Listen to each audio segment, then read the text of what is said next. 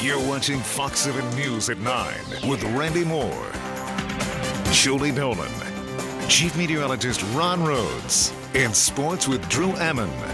Fox 7 News is on your side. They aren't calling themselves Team Davis, but they're not denying it. Don Walker, Patrick McBride, and Al Lindsay filed papers to run for spots on the Evansville City Council.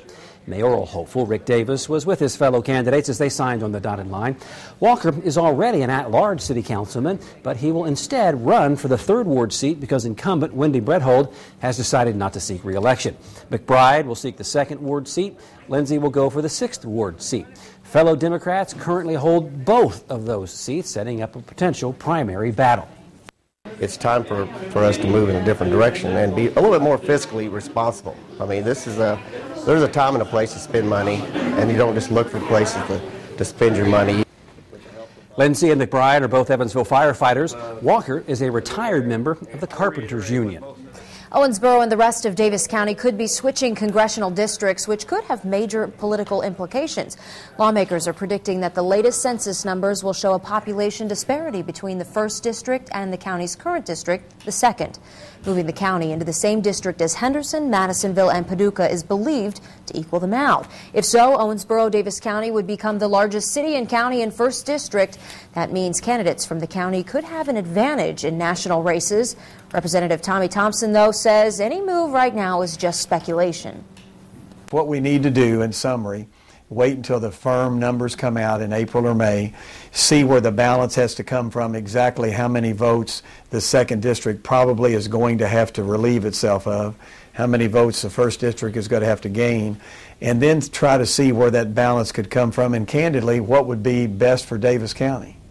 When the time comes, the Kentucky legislature will have to draft a bill that sets those district lines. Then the bill has to be approved by both chambers and sent to the governor. Destination Weather is brought to you by Evansville Regional Airport.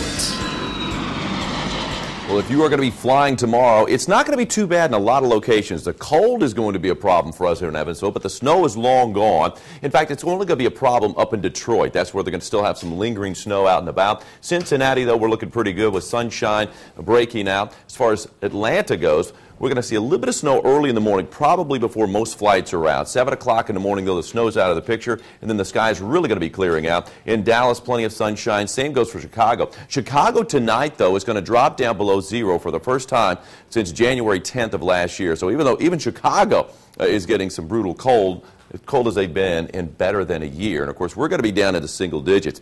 You know, we had an all-snow event. And you might be getting tired of the snow, but at least we didn't see this. Same storm system in Oklahoma City, though. It was ice. Look at that Jeep spinning out on that road in Oklahoma City. A rough go of it on area roads. Of course, he's probably driving a little bit too fast for the roads. And, you know, we've got black ice, which is going to be a problem tomorrow. Even though the road crews have done a wonderful job of clearing off the roads, it's still a little wet out there, and it's going to be glazing over. Already starting to see a glaze out there. So be careful on your roads tomorrow morning that you're going to be driving. And don't drive too fast. I'll be out in the backyard. We've got another snow in the next 7 days, and I'll tell you when and how much in a few minutes. Okay, Ron. Thanks. For NASCAR, the short break is over. Yeah, as always, Daytona is the first stop. Yeah, these guys don't get a lot of rest. Just 2 months off, and it is a newly paved surface at Daytona. The improvements cost the Speedway $20 million after an embarrassing moment at the track last year. A pothole interrupted the 2010 race.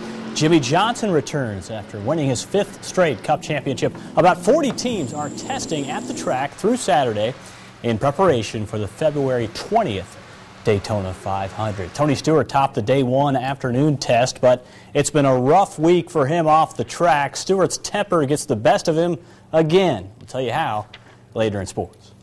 2 Miami police officers were shot and killed during a shootout with a man they were trying to arrest for murder.